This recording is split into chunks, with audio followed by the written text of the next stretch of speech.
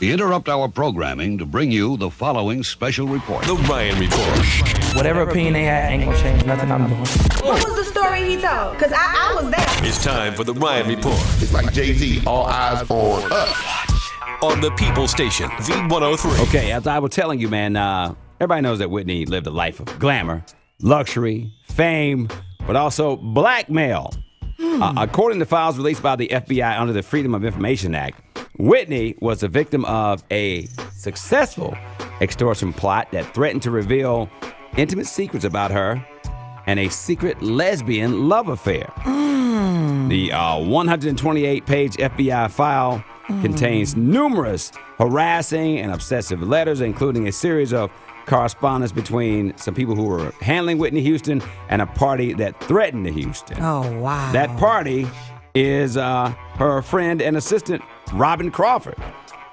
Apparently, their relationship was going to go public unless Robin Crawford was paid $250,000 and signed a confidentiality agreement.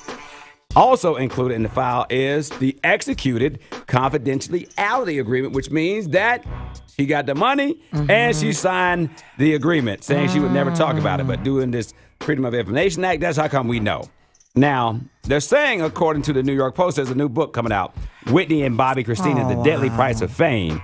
The extortion plot was based on her rumored affair with Robin. The book alleges that Whitney's father, John, feared that Robin was going to go public with the relationship, and he voiced his concerns to Whitney's former bodyguard, Kevin Amos, saying, "We've got to do something about that MFB.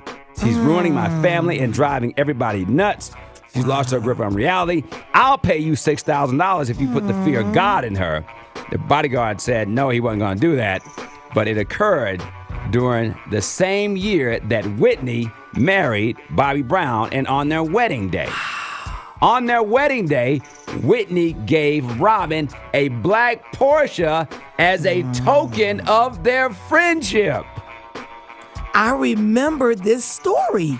On their wedding day. Whoa. All right? And that name Robin rings a bell. Oh, yeah. Wow. And speaking of wedding days, Zoe Saldana, Yep. you know, she's getting ready to, do her thing. Now that she's married this rich man, Marco. Guess what Marco's doing? What is Marco doing? He's going to take her last name. Hold up. Wait a minute. Yeah. What? E! News has reported that Zoe's husband, Marco, is now Marco Saldana. That's kind of backwards. Zoe tried to convince him that Who if he does did that? that he would be emasculated by his community of artists and Latinos. His response, so what? They were married in 2013. They got 2 children together, twin boys named Cy and Bowie. Do you see my face? What man does that? Especially since they've been married since 2013. What? It's 2015, and now you want to be Saldana. Right. Boy, you better pull it together. And speaking of funky marriages, WNBA player Gloria Johnson and Brittany Griner is trying to get their marriage annulled. Why? Because Gloria did something that Brittany had no idea she was doing. Getting pregnant. Okay, good night, y'all. I can't go no more.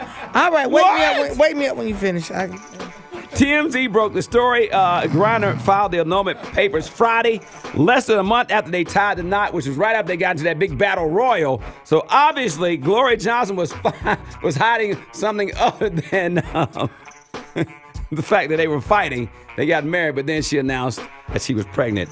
Now, Griner wants to get it annulled. All right, take me down. And that is your Ryan Report. Speaking of kind of not, you heard what Bruce Jenner did? All right. V103. And if you don't know, now you know. The Ryan Report. The Ryan Report. V103.